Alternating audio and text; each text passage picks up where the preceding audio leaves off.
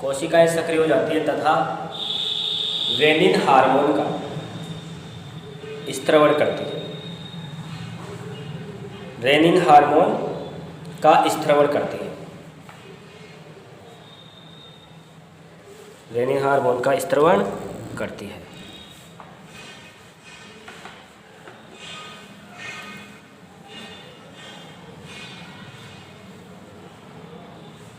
देखो आगे, रेनिन रक्त में उपस्थित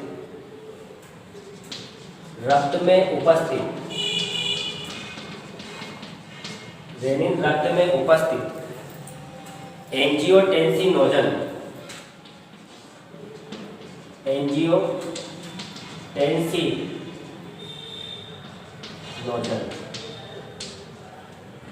रक्त में उपस्थित एंजियोटेंसिनोजन को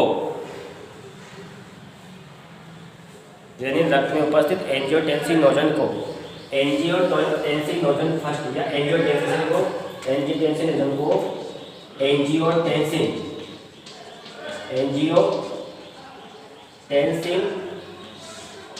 फर्स्ट में बदल देता है।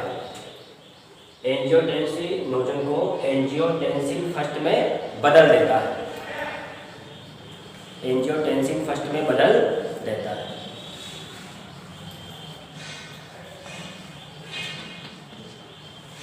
ठीक है, देख लिया। इसके बाद आप भी ऐसा करो, डिसाइड करो। इसके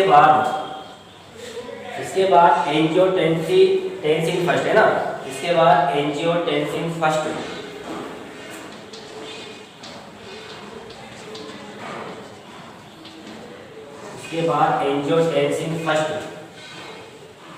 एंजियोटेंसिन सेकंड में बदल जाता है। एंजियोटेंसिन सेकंड में बदल जाता है। एंजियोटेंसिन सेकंड में बदल जाता है। ठीक है, आगे लिखना, इसी में लिख लेना। यह एंजियोटेंसिन सेकंड लिखना पीछे। यह एंजियोटेंसिन सेकंड एक प्रकार का हार्मोन ही है।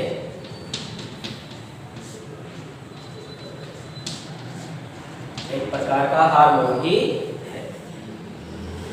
यह एंजियोटेंसिन सेकंड एक प्रकार का हार्मोन ही है।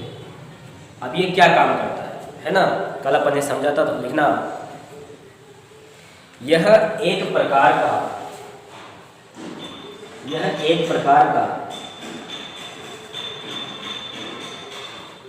प्रबल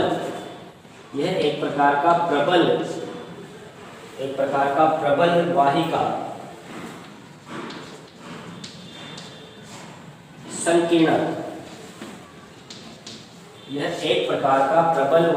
संकीर्णक। यह एक प्रकार का प्रबल वाहिका संकीर्णक है। इसको इंग्लिश में बोलते हैं वेसोकंस्ट्रिक्टर। क्या बोलते हैं? वेसोकंस्ट्रिक्टर, है ना। एक प्रकार का क्या है? वेसोकंस्ट्रिक्टर है भाई। कॉन्ट्रैक्ट करना मतलब क्या करना? संकीर्णित करना। तो ये वाहिका ऐसी है, तो इस वाहिका को ये कैसी कर देगा? ऐसी कर देगा, है ना। इसका व्यास इतना था, अब इसका व्यास कितना हो जाएगा? इतना हो जाएगा। बात समझ गए? इसका व्यास इतना था, इसका व्यास इतना हो जाएगा। तो इसका मतलब क्या हुआ? यहाँ पर रुधिर का प्रवाह बढ़ जाएगा। ठीक है, ये स्थिति हो जाएगी। तो ये एक प्रकार का प्रबल वाहिका संकीर्णक है, वेसोकंस्ट्रिक्टर है। ठीक है, आगे लिखना इसी में। यह वाहिकाओं में, इसे लिखना, यह वाहिकाओं में गुच्छीय रुधिर दाब, ये वाहिकाओं में गुच्छीय रुधिर दाब व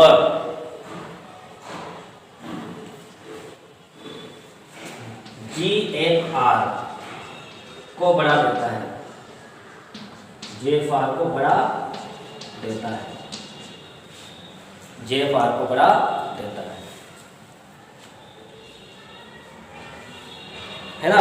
GFR को बढ़ा दिया, तो ये पहला काम तो इसने ये किया।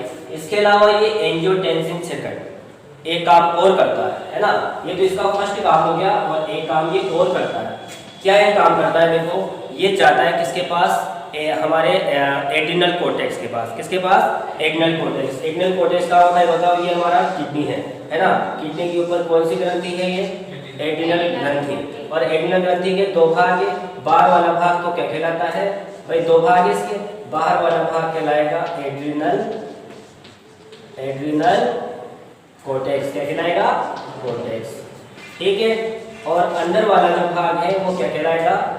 Adrenal medulla. समझ गए बात को? बाहर वाला भाग एड्रिनल कोर्टेक्स और अंदर वाला भाग एड्रिनल मेडुला। अब ये जाएगा किसके पास? एड्रिनल कोर्टेक्स के पास। कौन सा कारक? Angiotensin second. और वहां जाकर ये क्या करेगा? एक हार्मोन को स्थिरण करने के लिए कहेगा। यानी जैसे ये जाएगा किसके पास? एड्रिनल कोर्टेक्स के पास, एड्रिनल कोर्टेक्स के पास। और एड्रिनल कोर्टेक्स से एक हार्मोन रिलीज करने के लिए कहेगा। कौन सा हार्मोन है? एल्डोस्टेरोन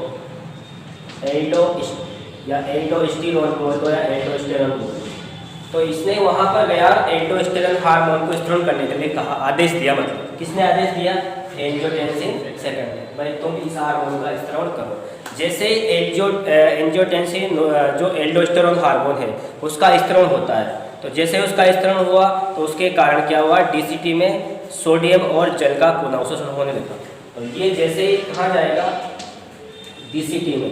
जैसे एल्डोस्टेरोन का स्थिरण होगा, ये जाएगा डीसीटी में, और डीसीटी में जाकर के क्या काम करेगा? सोडियम व जल का क्या करेगा? पुनः अवशोषण करेगा। क्या करेगा? पुनः अवशोषण। बात समझ में आई नहीं? बताओ आपके। पहला काम तो इसने किया था कि इसने गुच्छे रुधिर दाब और GFR को बढ़ा दिया, ब्लड प्रेशर को बढ़ा दिया। मतलब कोशिकाओं में, कौन सी कोशिकाओं में बढ़ाया? बताओ। वही हमारा कौन सा? ये ग्लोमेरुलस है ना। और इसके बाहर क्या जुड़ी हुई है? ये डीसीटी, पीसीटी, हेनले का लूप वगैरह बहुत सारी जुड़ी। इन वाहिकाओं में क्या किया इसने? GFR को बढ़ा दिया। ठीक है, आगे बात समझ में। तो GFR को बढ़ाया यहाँ पर, तो सोडियम और जल का पुनः अवशोषण करने के लिए एल्डोस्टेरोन हार्मोन होता है। ठीक है, तो इसमें लिखो आगे। इसके क्या लिखा आपने? वन लिखा कुछ भी? प्रबल वाहिका संकीर्णक है, ये वाहिकाओं में कुछ रुधिर दाब और GFR को बढ़ा देता है। लिखो आगे, अगली लाइन में लिखना। इसके अतिरिक्त एंजियोटेंसिन सेकंड, इसके अतिरिक्त एंजियोटेंसिन सेकंड, एंजियोटेंसिन सेकंड, इसके अतिरिक्त एंजियोटेंसिन सेकंड एड्रिनल कोर्टेक्स को, एड्रिनल कोर्टेक्स को, एड्रिनल कोर्टेक्स को, एड्रिनल कोर्टेक्स को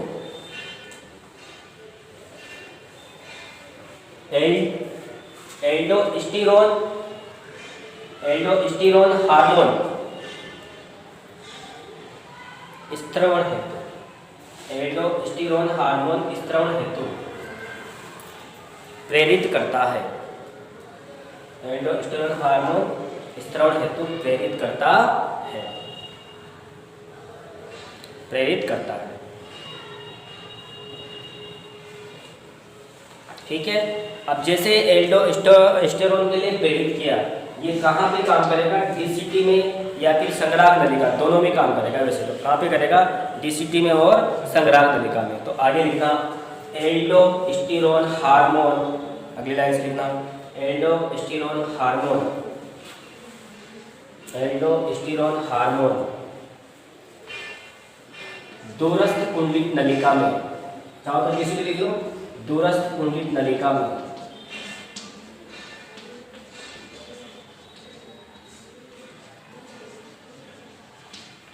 दूरस्थ कुंडलित नलिका में दूरस्थ कुंडली तलिका में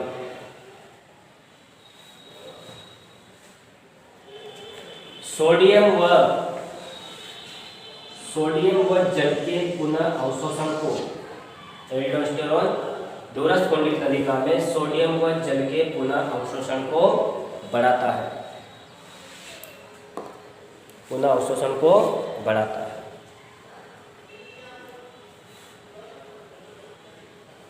पुनः अवशोषण को बढ़ाता है। तो इससे क्या फायदा हुआ? इस क्रिया से भी इस क्रिया से भी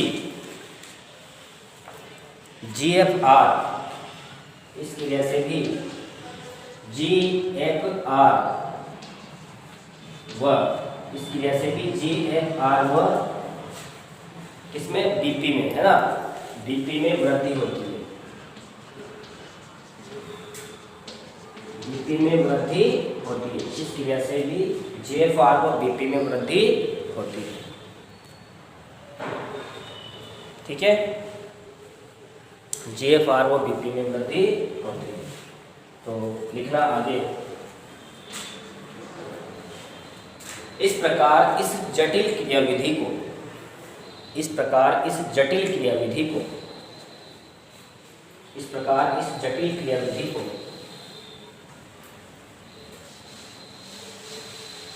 इस प्रकार इस जटिल क्रियाविधि को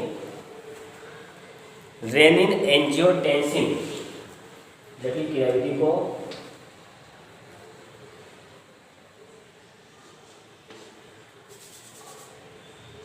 रेनिन एंजियोटेंसिन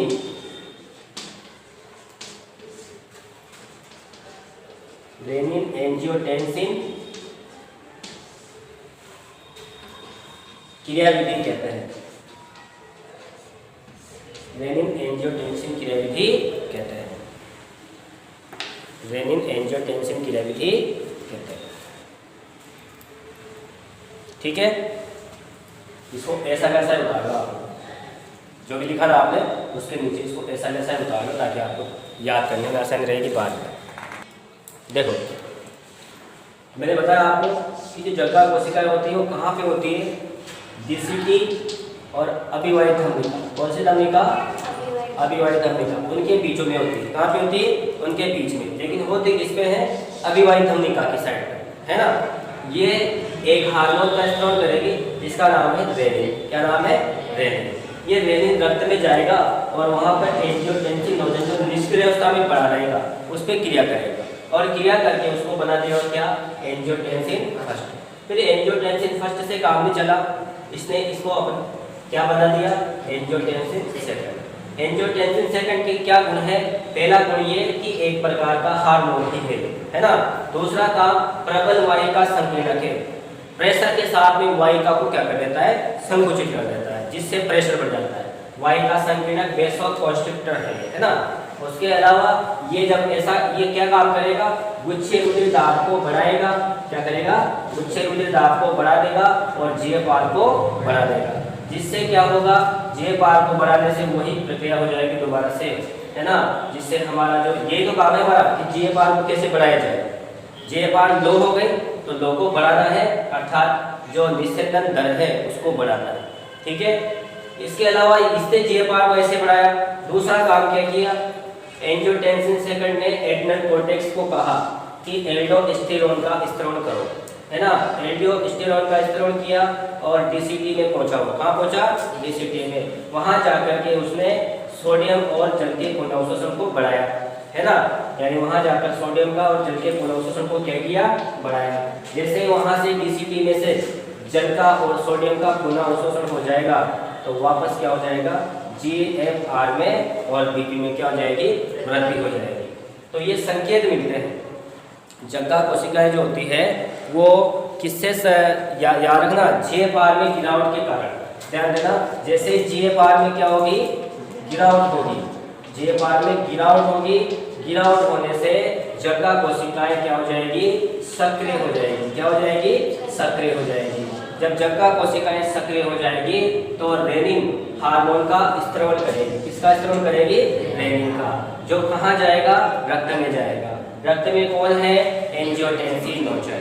एंजियोटेंसिन नोजन क्या हो जाएगा, सक्रिय, क्या बन जाएगा, एंजियोटेंसिन फर्स्ट। ठीक है, एंजियोटेंसिन फर्स्ट बन जाएगा, फिर वो खुद बन जाएगा क्या, अब एंजियोटेंसिन सेकंड। ये दो तरह से काम करता है। ये एक प्रकार का प्रबल वाहिका संकीर्णक है, ये वाहिका को संकुचित कर देगा। क्या कर देगा, वाहिका को संकुचित कर देगा, जिससे क्या हो जाएगा, रुधिर दाब बढ़ जाएगा, ब्लड प्रेशर बढ़ जाएगा। ब्लड प्रेशर बढ़ने से क्या होगा, जीएफआर भी बढ़ जाएगी, और जीएफआर के बढ़ने से वापस वो प्रक्रिया अच्छी तरह से होने लग जाएगी। दूसरा काम क्या हुआ, एड्रिनल कोर्टेक्स जो जगह है, यहाँ पर जो ग्रंथि है, एड्रिनल कोर्टेक्स ग्रंथि है, उसमें से वो एल्डोस्टेरोन हार्मोन को स्त्रम करने के लिए कहेगा।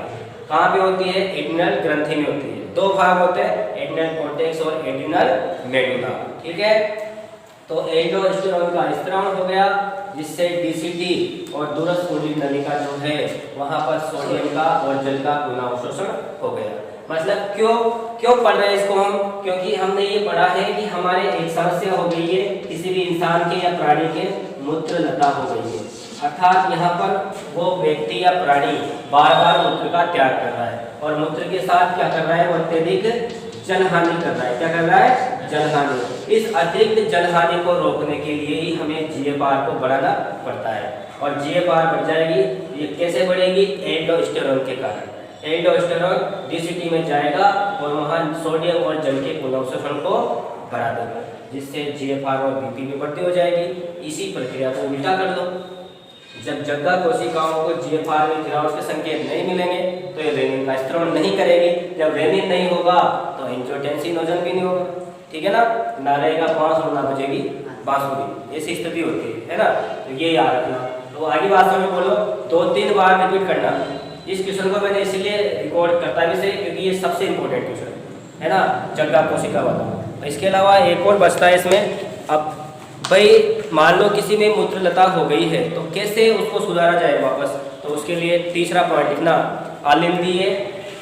तीसरा हेडिंग डालो, आपकी किताब में लिखा हुआ है, हेडिंग डालो।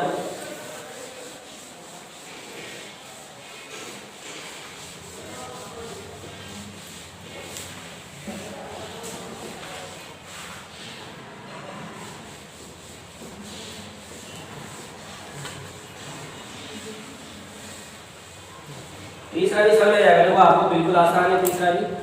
तीसरा क्या कहता है पॉइंट, तीसरे में आप लिखो अलिंदीय नेट्री एरिटिक। क्या लिखोगे, तीसरा अलिंदीय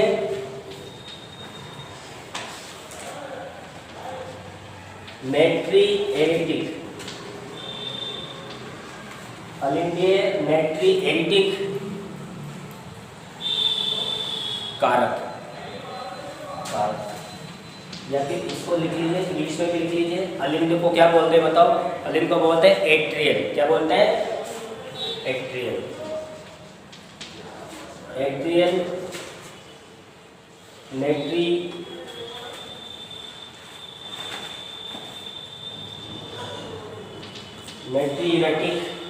नेट्री एरेटिक फैक्टर। क्या बोलेंगे, फैक्टर। बस ये लास्ट पॉइंट है, थोड़ा कठिन है, इसको भी आप बिल्कुल आसान बन जाएगा आपके लिए। देखो कैसे बनेगा, पहले हेडिंग डालो आप लोग।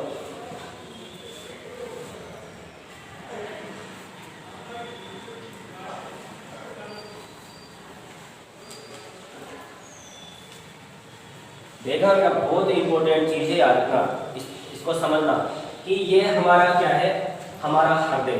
ठीक है, आप लोगों ने हृदय पढ़ाया, और हृदय में यहाँ पर क्या होगा, उस समय देखो क्या हुआ था, जीएफआर बढ़ी थी, और जीएफआर बढ़ने का मतलब हुआ कि वाहिकाओं में स्पीड से रक्त बहना शुरू हो गया। इसके कारण से दो कारणों से, एक तो एडीएच हार्मोन के कारण हो गया था, और एक एंजियोटेंसिन नोजन सेकंड के कारण हो गया था। एंजियोटेंसिन नोजन ने भी तो क्या किया था, जीएफआर को बढ़ाया, और दूसरे ने और उसमें दो तरह से किया, उसने वाहिका को संकुचित कर दिया, और एक ने क्या कर दिया, एल्डोस्टेरोन हार्मोन ने जल के पुनःअवशोषण को बढ़ा लिया। ये काम हो गया। अब यहाँ पे स्पीड से क्या हुआ, तेज गति से स्पीड से यहाँ पर किसकी स्पीड बढ़ गई बताओ, हमारे हृदय में आने वाले रक्त की क्या हो गई, यानी स्पीड आने वाले रक्त की, हृदय में आने वाले रक्त की स्पीड बढ़ गई। तो आलिंदों में क्या हुआ, तेज गति से रक्त आ रहा है, तो उस स्थिति में यहाँ पर एक कारक स्त्रावित होगा। उस कारक का नाम क्या है? ANF, है ना? क्या नाम है? ANF। यही लिखा है मैंने, एट्रियल नेट्रिएटिक फैक्टर, है ना? इसका नाम क्या है? एट्रियल नेट्रिएटिक फैक्टर, ठीक है ना? इसको याद रखना, इसको, क्योंकि इसका नाम थोड़ा अटपटा सा ही है ना। नेट्रियूरेटिक फैक्टर यहाँ से स्त्रावित होता है ना? तो मैंने क्या बोला कि हमारा जो आलिंद होता है, क्या होता है? आलिंद में रक्त आ गया, किसके रक्त आता है, लेकिन रक्त आने का क्या हो गया? रक्त का प्रवाह बढ़ गया, उसमें रक्त का प्रवाह बढ़ गया,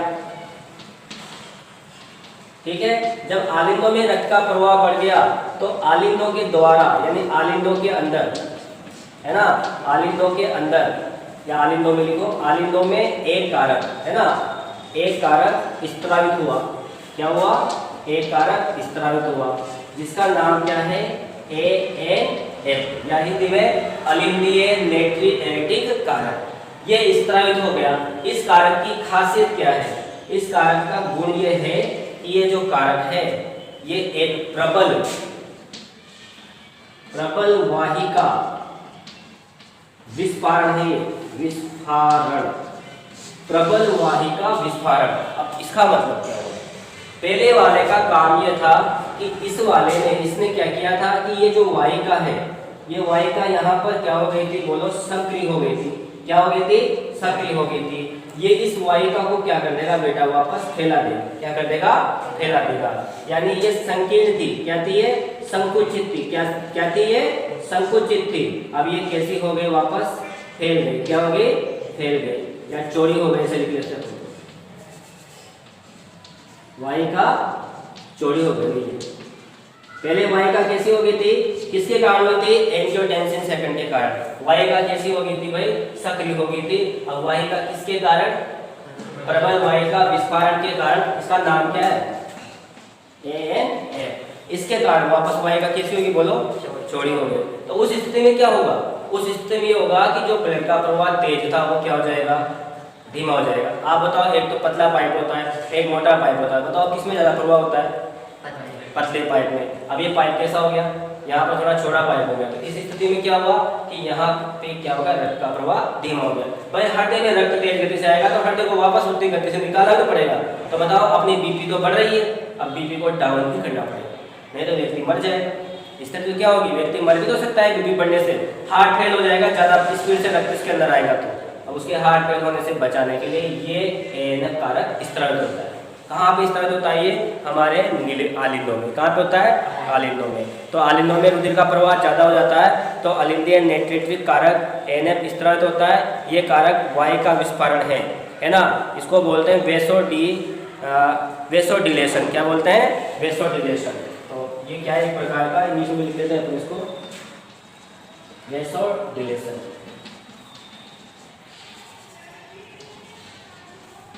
वेसोडाइलेशन। क्या है ये? वेसोडाइलेशन एक प्रकार से। तो वेसोडाइलेशन का मतलब ये वाहिका विस्फारक, है ना? तो वाहिका को विस्फारण कर देगा, अर्थात वाहिका को फैला देगा। क्या कर देगा? फैला देगा। तो आलिंदों में ये इस तरह एक कारक होता है। इस वजह से क्या होगा? इसके परिणाम स्वरूप हमारा बीपी कैसा हो जाएगा? बताओ। इसका मतलब हमारा बीपी क्या हो जाएगा? कम हो जाएगा। GFR भी क्या हो जाएगी? बोलो, कम हो जाएगी। और उसके साथ में हमारा बीपी भी क्या हो जाएगा? कम हो जाएगा। और आलिंदों में रक्त का प्रवाह क्या हो जाएगा? आलिंदों में भी हो जाएगा। वो कहाँ पे? नेफ्रॉन में, है ना? आलिंदों में, वो नेफ्रॉन में रक्त का प्रवाह कम हो जाएगा। बोलो, बात समझे नहीं समझे? बोलो, आएगी बात समझ में? अब आप बताओ कि ये उसका उल्टा है कि नहीं है? पहले जो पढ़ा उसका उल्टा है। उसका उल्टा क्यों करना पड़ा? मजबूरी है। अगर ये उल्टा नहीं होता, अगर ये ANF नहीं होता तो फिर हमारे अंदर ब्लड प्रेशर बढ़ता ही जाता, है ना? और ब्लड प्रेशर बढ़ने के कारण एक समय ऐसा था कि व्यक्ति की मौत भी हो जाती, मर भी जाता हो, नहीं मर सकता क्या? भाई ब्लड प्रेशर बढ़ता ही जा रहा है। आपने डॉक्टर के पास चेक करने जाते हो तो ये कह रहा है कि बीपी बढ़ रहा है, तो बीपी बढ़ने के कारण व्यक्ति की मौत भी तो हो सकती है, और बीपी कम होने के कारण भी व्यक्ति की मौत हो सकती है। तो दोनों ही जरूरी है। एंजियोटेंसिन नोजन भी जरूरी है और ये वाला भी जरूरी है। तो दोनों ही कारक जरूरी है। ये उसके विपरीत कार्य, ठीक है, अब इसको लिखते हैं। ठीक है, हेडिंग डाल दो अलिंदीय नाइट्रेटिक कारक। तीसरा है ना भाई ये, तो लिखना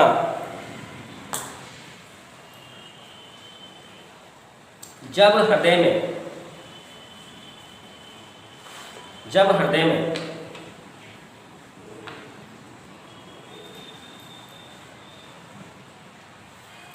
मत लिखो हृदय के, जब हृदय के आलिंदों में रुधिर का प्रवाह, जब हृदय के आलिंदों में रुधिर का प्रवाह तेज हो जाता है, रुधिर का प्रवाह तेज हो जाता है, तो एक कारक स्रावित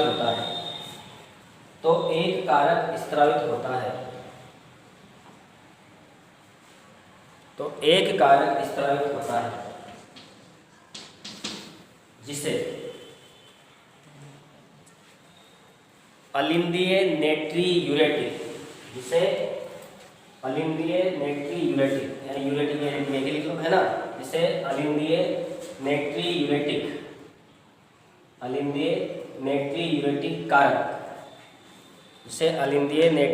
कारक, कहते हैं। और शॉर्ट में लिख लो अलिंदीय नाइट्रियूरेटिक कारक कहते हैं। उसके पीछे लिख लो आप इसको ANF, क्या लिख लो ANF, नहीं तो कॉपी के ऊपर लिख लो आप लोग इसको, है ना। ANF की फुल फॉर्म लिख लो इंग्लिश में, एट्रियल नाइट्रियूरेटिक फैक्टर, है ना। लिख लो अपनी कॉपी के ऊपर, नहीं तो यहीं लिख लो भले जानी जगह, एट्रियल नाइट्रियूरेटिक फैक्टर, जिसे एट्रियल नाइट्रियूरेटिक फैक्टर कहते हैं। इसके क्या गुण हैं, ये क्या काम करता है? तो इसका एक काम तो ये है कि प्रबल वायु का विस्फारण है। तो अगली लाइन से लिखना ANF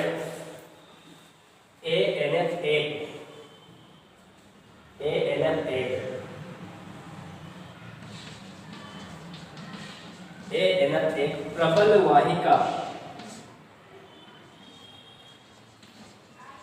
वाहिका विस्फारण है। ये विस्फारक लिखो, प्रबल वाहिका विस्फारक है, है ना। प्रबल वाहिका विस्फारक है जो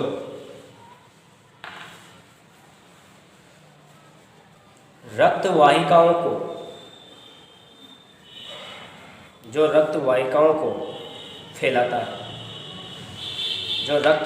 को फैलाता है,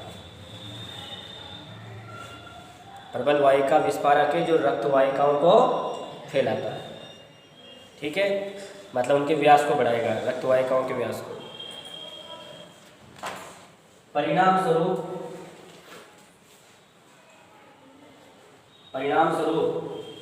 GFR में गिरावट, व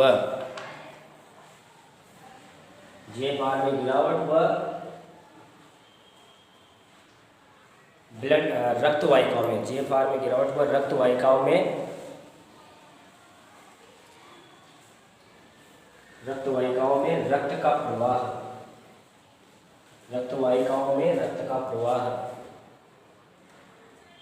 का प्रवाह धीमा हो जाएगा।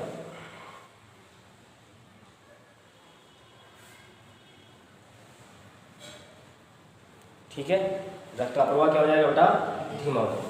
तो अपन एक क्वेश्चन पूछ सकते हैं यहाँ पर, ये कह सकते हैं कि इस प्रकार हम कह सकते हैं, देखो इस प्रकार हम कह सकते हैं कि ANF कारक, इस प्रकार हम कह सकते हैं कि ANF कारक रेनिन एंजियोटेंसिन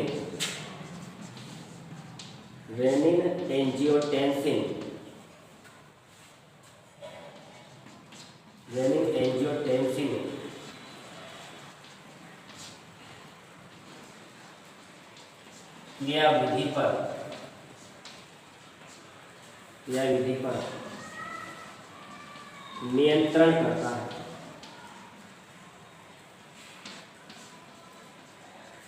रेनिन एंजियोटेंसिन की लेवल पर नियंत्रण करता है।